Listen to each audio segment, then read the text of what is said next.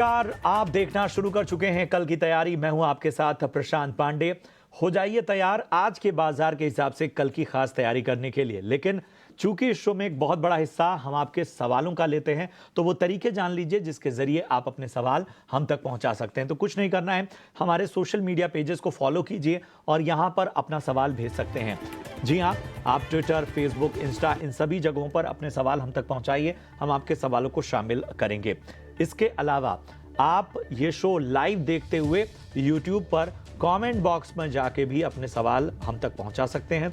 हम यूट्यूब के सवालों को भी शामिल करते हैं। जो रोज की तरह आप देखते होंगे कि हम यूट्यूब के सवालों पे भी एक्सपर्ट से बेहतर ओपिनियन लेते हैं। तो ये वो तरीके हैं। लेकिन सबसे पहले इस चर्चा में दो खास एक्सपर्ट्स को हम शामिल करते हैं। आज की चर्चा में हमारे साथ आपकी कल की तैयारी कराने के लिए दो खास मेहमान हैं। हमारे साथ हैं Hedged.in के राहुल घोष जी। राहुल जी, बहुत बहुत स्वागत है आपका ईटी नाउ स्वदेश में। और हमारे साथ हैंसेक्स सिक्योरिटीज के महेश ओझा भी जुड़े हैं। महेश जी, आपका भी बहुत बहुत स्वागत है। तो सबसे पहले बाजार को देखें तो जिस तरह की एक तेजी बाजार ने दिखाई, उसमें आज बड़ा कह सकते हैं उतार चढ़ाव भरा माहौल रहा। अगर हम खासतौर पर निफ्टी को देखें, बाद में निफ्टी 50 अंक गिरकर बंद हुआ। और इसके बाद बैंक निफ्टी को अगर हम देखें तो बैंक निफ्टी में उल्टा बढ़त का मोमेंटम बरकरार रहा और बढ़त के साथ ही बैंक निफ्टी बंद हुआ। अगर हम बाजार में देखें तो जिन शेयरों ने आज एक्शन दिखाया, Tata Motors, Bharti Airtel, Bajaj auto, SBI, ONGC, Sun Pharma, NTPC, ये सभी स्टॉक्स आज जबरदस्त मोमेंटम में रहे। आज दबाव जो था, बजाज फिनसर्व, बजाज फिनांस, दोनों ही जो डुअल शेयर हैं, ये दोनों ही आज दबाव के साथ कारोबार करते नजर आए। आईटी शेयरों पर आज अच्छा खासा दबाव देखने को मिला। इसके अलावा SBI Life, LTI Mindtree, UltraTech, इन पर भी दबाव बरकरार रहा। एडवांस डिक्लाइन रेशियो को देखें तो 738 स्टॉक आज गिरावट के साथ बंद हुए। तो 1624 स्टॉक ऐसे रहे जो कि आज माफ कीजिएगा 738 स्टॉक ऐसे रहे जो इन पर आज मोमेंटम अच्छा नजर आया, हरियाली के साथ बंद हुए। वहीं 1624 स्टॉक आज गिरावट के साथ बंद हुए। चलिए बाजार पर एक क्विक व्यू लेते हैं। राहुल जी, मैं आपके पास सबसे पहले आना चाहूंगा। बताइए, बाजार का ये जो मोमेंटम है आज के बाजार के हिसाब से, अगर कल का एक नजरिया बनाना चाहें, बाजार पर एक व्यू लेना चाहें, तो वो क्या होगा? नमस्ते और गुड आफ्टरनून। तो आज का भी आप मार्केट देखेंगे, एक 100 पॉइंट नीचे जाने के बाद एक स्विफ्ट रिकवरी आया। बैंक निफ्टी में भी पॉजिटिवनेस आपको देखने को मिला। In the money put writing अभी भी हो रहा है। मार्केट्स 22,300 के आसपास चल रहा है, बट आप नोटिस करेंगे 22,400 के पुट्स भी राइट किए जा रहे हैं। तो बायस अभी भी क्लियरली बुलिश साइड पे है। दो पॉइंट जो इंपॉर्टेंट है ध्यान में रखने के लिए, वो एक है कि बहुत सारे stocks negative divergence currently form कर रहे हैं। तो ये एक चीज थोड़ा सा वेरी रहना है कि अगर सारे स्टॉक्स जहां पे नेगेटिव डाइवर्जेंस बन रहे हैं कंफर्म हो जाते हैं तो इंडेक्स गिर सकता है। दूसरा, 22,000 का एक लाइन इन द सैंड है। तो अगर 22,000 के 100 पॉइंट नीचे, दैट इज 21,900 के नीचे आपको बाजार जाता मिलता है तो सारे लॉन्ग पोजीशंस को एग्जिट कर देना चाहिए। स्पेसिफिकली अगर एंट्री करना है तो इस पॉइंट पे एंट्री नहीं करनी चाहिए। 22, माफ कीजिएगा, 22,280 के ऊपर फ्रेश लॉन्ग ले सकते हैं और स्टॉप लॉस एक 60 पॉइंट का रख सकते हैं अगर एक लॉन्ग लेना चाहते हैं तो। नजरिया इस वक्त आता हुआ। चलिए बढ़ते हैं आगे और आपके सवालों को फटाफट से शामिल करते हैं।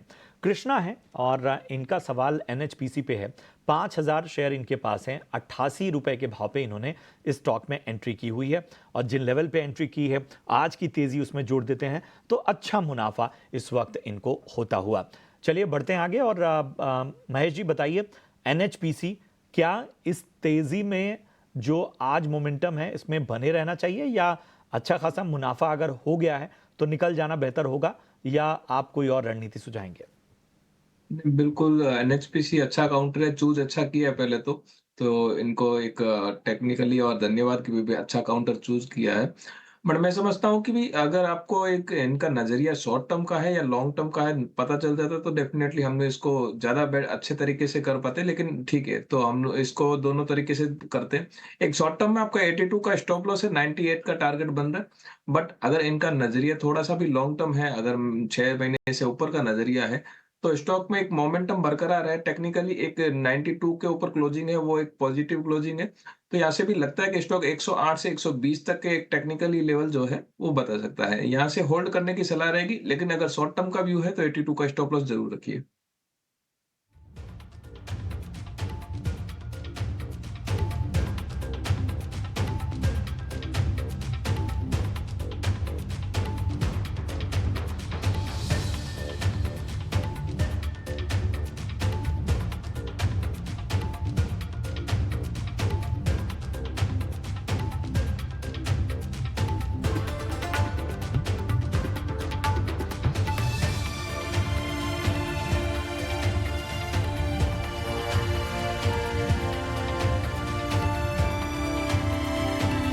तो कल देखना मत भूलिए आरबीआई गवर्नर का सुपर एक्सक्लूसिव इंटरव्यू शाम 3:30 बजे। और इन सब के बीच में एक और सवाल शामिल करते हैं मृत्युंजय सिंह का पटना से। टाटा स्टील पे इनका सवाल है, 600 स्टॉक्स हैं और 105 रुपए के लेवल पे इन्होंने एंट्री की हुई है और फिलहाल इनको भी यहाँ पर मुनाफा होता हुआ। हालांकि आज हम देख रहे हैं कि जो पूरा स्टील काउंटर था उस पर दबाव होता नजर आया, लेकिन टाटा स्टील एक क्वालिटी स्टॉक का। राहुल, टाटा स्टील पे क्या नजरिया बन रहा है आपका? 105 रुपए की खरीदी है। मैं चाहूंगा निफ्टी का लॉन्ग लेवल 5 मिनट पहले जो हम डिस्कस कर रहे थे 22,380 है, 22,280 नहीं, जिसके ऊपर लॉन्ग जा सकते हैं 60 पॉइंट का स्टॉप लॉस रख के। स्पेसिफिकली टाटा स्टील पे बात करें तो चार्ट का स्ट्रक्चर पॉजिटिव है और 143 के आसपास एक बाई लेवल भी है। तो इस लेवल से अगर थोड़ा रिट्रेसमेंट भी मिलता है तो 143 से बाउंस होके फिर से ऊपर की साइड में जा सकते हैं। मेरा सलाह यहाँ पे होल्ड करने का रहेगा और एक स्टॉप लॉस में सजेस्ट करूंगा 140 पे, जो उनको लेग देना चाहिए। एक खास रणनीति टाटा स्टील पे आपको मिलती हुई। कपिल पाटिल का सवाल है उज्जीवन स्मॉल फाइनेंस बैंक पे और इन्होंने 330 इनके पास शेयर हैं और 55.5 रुपए की इनकी अब बाइंग है। फिलहाल स्टॉक में प्रेशर है और इनके भाव से नीचे है फिलहाल ये स्टॉक, नुकसान यहाँ पर होता हुआ। महेश जी, क्या राय होगी उज्जीवन स्मॉल फाइनेंस बैंक पे आपकी? बेटर है company company company wise business काफी अच्छा है, पॉजिटिव है। एक 44 का स्टॉप लॉस लगा के इनको होल्ड करना चाहिए। टारगेट्स 65 से 70 के बीच में बनेंगे। थोड़ा सा लॉन्ग टर्म व्यू रखना पड़ेगा, हालांकि इनमें एक मर्जर का भी है इनके साथ में, तो वो वाली भी चीज है। बट ओवरऑल स्ट्रक्चर वाइज ठीक है और डेटा भी ठीक है इनके, तो होल्ड करिए आप। एक 45 का स्टिक स्टॉप लॉस मान के चलिए, 45 के स्टॉप लॉस लगा के 65 से 70 के टारगेट बनेंगे। नजरिया थोड़ा सा 3 से 6 महीना जरूर रखिएगा। ये आपको राय उज्जीवन स्मॉल फाइनेंस बैंक पे। संकेत गावले हैं मुंबई से और इनका सवाल आईआईएफएल फाइनेंस पे है। 400 शेयर हैं 340 के भाव पे और आज हमने देखा कि आरबीआई का आईआईएफएल फाइनेंस पे बड़ा एक्शन भी नजर आया। गोल्ड लोन के सेक्शन और डिसबर्समेंट बांटने पर रोक लगाई है आरबीआई ने। नए ग्राहकों को लोन बांटने पर रोक लगाई गई है। जाहिर सी बात है, जब इस तरह की खबरें आती हैं तो जो भी निवेशक होते हैं वो एक फ्रेश नजरिया चाहते हैं। आईआईएफएल फाइनेंस 340 की हालांकि खरीद है, तो इनके भाव से तो ऊपर है, अच्छा खासा मुनाफा भी इनको हो रहा है। लेकिन आज हम देख रहे हैं इस खबर के बाद किस तरह से स्टॉक पर प्रेशर बनता हुआ नजर आया है। राहुल बताइए, आईआईएफएल फाइनेंस क्या मुनाफा बांध लेना चाहिए? तो अनफॉर्चुनेट है दर्शक के लिए कि इतना बड़ा गैप डाउन हुआ नेगेटिव न्यूज के कारण। मेरा सलाह यहाँ पे रहेगा कि अभी जो गैप डाउन हुआ है ना, वो एक बड़ा सा लार्जर टाइम फ्रेम पे बाय लेवल की एंट्री की तरफ हुआ है। तो क्योंकि ये लॉन्ग टर्म इन्वेस्टर है, 340 से होल्ड करते हुए आए हैं, मेरा सलाह होगा 425 के आसपास एक स्टॉप लॉस रखना चाहिए उन्हें और अभी भी होल्ड करना चाहिए। ये नी जर्क रिएक्शन में एग्जिट करना मुनासिब नहीं होगा। तो ये नजरिया आपको आईएफएल फाइनेंस पे। चलिए बढ़ते हैं आगे। लोकेश आचार्य राजस्थान से, इन्होंने अपना सवाल हम तक पहुंचाया है। वीआईपी इंडस्ट्रीज के 100 शेयर हैं इनके पास, 112 के भाव पे इन्होंने वीआईपी इंडस्ट्री का स्टॉक लिया हुआ है। फिलहाल ये भी अच्छे मुनाफे में, जबरदस्त लेवल पे एंट्री और जिस लेवल पे एंट्री और जिस तरह का धैर्य इन्होंने दिखाया वो आज इनको रिवॉर्ड मिलता हुआ। महेश जी, 112 की खरीद वीआईपी इंडस्ट्रीज की और रिवॉर्ड देखिए जबरदस्त, क्या आपकी सलाह होगी? डेफिनेटली पहले तो इनका लॉन्ग टर्म का नज़रिया है, काफ़ी टाइम से होल्ड किया है, इनको एक बधाई है। बट ओवरऑल वीआईपी के अंदर हमने देखा है कि काफ़ी टाइम से ऊपर जाता है और सस्टेन नहीं कर पाता टेक्निकली लेवल। तो यहाँ पे मेरा नज़रिया इनको रहेगा कि 50% आप प्रॉफिट बुक ज़रूर कर लीजिए और 50% दूसरे कोई शेयर में है, अच्छे शेयर में जहाँ पे मोमेंटम बना हुआ है, जहाँ पे थोड़े से डेटा है, वो आप जहाँ पे पॉजिटिव है वहाँ पे वो पैसा लगा दीजिए, आपको अच्छा रिटर्न मिल जाएगा। और वीआईपी में अभी मेरे को लगता है कि टेक्निकली भी तो कुछ ऐसा ब्रेकआउट नहीं मिला है। 620 के ऊपर वापस एक फ्रेश से ब्रेकआउट मिलेगा, तो तब तक के लिए वो काउंटर से एक साइडलाइन बना हुआ रहेगा। बट लॉन्ग टर्म के लिए डेफिनिटली कंपनी वाइज़ अच्छा है। फिर भी पार्सल बुकिंग कर लीजिए, अपना पैसा मुद्दल आपके घर में आ जाएगी, दूसरे में इन्वेस्ट करिए। तो यहां पर आपको पार्शियल प्रॉफिट बुकिंग की सलाह महेश जी की तरफ से मिलती हुई। राजेंद्र तिवारी हैं और इनका सवाल जैन इरिगेशन पे है। 500 शेयर इन्होंने लिए हैं 60 रुपए के लगभग भाव पे। राहुल, हाल फिलहाल की ही खरीद इनकी लग रही है, क्या सलाह होगी?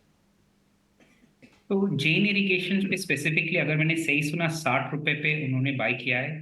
चार्ट का structure lower highs lower lows बना रहा है और जो प्रॉब्लमैटिक बात ये लग रहा है कि एक डाउनवर्ड स्लोपिंग चैनल बना रहा है चार्ट। अब वीकली चार्ट पे भी नोटिस करेंगे एक डाउनवर्ड स्लोपिंग चैनल बना रहा है। डाउनवर्ड स्लोपिंग चैनल अगर 54 तोड़ दे स्टॉक तो और नीचे जाने की संभावना है। अपसाइड तो अभी हाल फिलहाल उनके एंट्री प्राइस थोड़ा सा वेट करना पड़ेगा उनको। चार्ट पे ऐसा कुछ नहीं सजेस्ट हो रहा है कि 60 बहुत जल्दी आने वाला है। मेरा सलाह ये होगा कि 54 का एक स्टॉप लॉस रख देना चाहिए उनको और एग्जिट कर देना चाहिए उसके नीचे, या 53.85 थोड़ा सा कुशन रखे तो। और मूव वो पैसा कोई दूसरे स्टॉक में जहां पे मोमेंटम एक्चुअली उनके साइड में हो और जो रिकवरी है थोड़ा सा शायद जल्दी हो सके। ठीक है, तो ये सलाह आपके स्टॉक पे। चलिए, सवालों के सिलसिले को हमको यहाँ पर थामना होगा और बढ़ना होगा हमारे खास सेगमेंट की ओर, और ये है कमाई का वीआईपी सेगमेंट।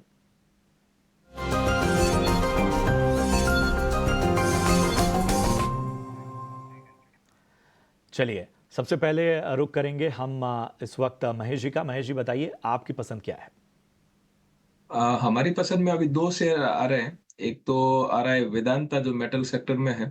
285 से 288 के लेवल में बाइंग की सलाह रहेगी। 276 का एक स्टॉप लॉस बन रहा है, टारगेट 300 के बन रहे हैं। स्ट्रक्चर काफ़ी मजबूत है और कंपनी भी वाइज़ भी ठीक है। काफ़ी दिनों के बाद में एक पॉजिटिव मोमेंटम कंटिन्यू बन रहा है। तो वेदांता एक हमारी जो है बाइंग की सलाह रहेगी। दूसरी सलाह हमारी रहेगी यूको बैंक के अंदर, जो कि एक अच्छा मोमेंटम बना हुआ है। पीएसयू बैंक्स के अंदर भी छोटे बैंक्स में काफ़ी अच्छा मोमेंटम बना हुआ है। तो यूको बैंक में 60 से 61 के लेवल में एक बाइंग करने के लिए सलाह रहेगी। 54 का स्टॉप लॉस, 66 से 72 के जो है, वहाँ पे भी एक जो है आपको टारगेट देखने को मिलेंगे। दोनों में स्ट्रक्चर काफ़ी अच्छा बना हुआ है और दोनों ही काउंटर अच्छे अट्रैक्टिव लग रहे हैं। तो ये राय वीआईपी पिक के तौर पे आती हुई महेश जी की तरफ से। चलिए, राहुल, आपका रुख करेंगे। आप बताइए, आपकी वैल्यू इन्वेस्टमेंट पिक आज की कौन सी है? आज एनसीसी में लॉन्ग जाने की सजेशन होगा। आज भी आप देखेंगे एक 4% का मूव आया है, अच्छा ग्रीन कैंडल बना है और कल जो रेड कैंडल बना था उसको कंप्लीटली एनगल्फ भी किया है। तो एनसीसी करंट मार्केट प्राइस पे ले सकते हैं। स्टॉप लॉस 255 का होगा और 270 और 275 का दो टारगेट होगा हमारी साइड से।